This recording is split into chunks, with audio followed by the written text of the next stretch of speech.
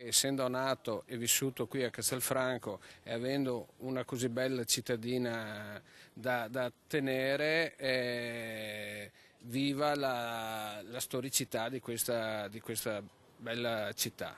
Walter ha raccolto l'appello, uno di quelli che in queste settimane ha deciso che non si può stare con le mani in mano mentre il patrimonio storico non solo di una città ma di un intero territorio cade a pezzi.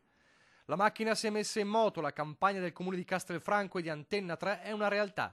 Salvare, adottare le mura e raccogliere fondi per il restauro.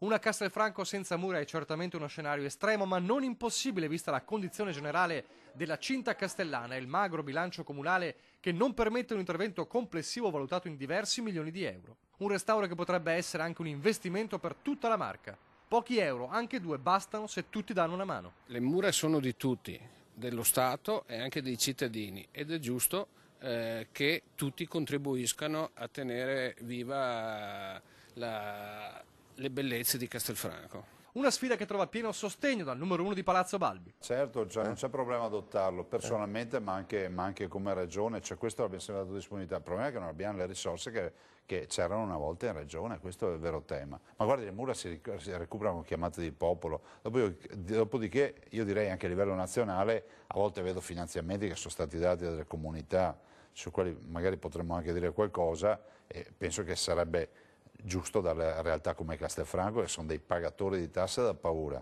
La macchina è in moto e va avanti dunque, il percorso non è facile ma decisivo. E a chi mette le mani avanti parlando di difficoltà nel versare il proprio contributo, chi questo l'ha già dato risponde così. Assolutamente no, una volta venuti a conoscenza dell'iniziativa basta recarsi in comune e fare un versamento in maniera semplice, ti rilasciano una ricevuta.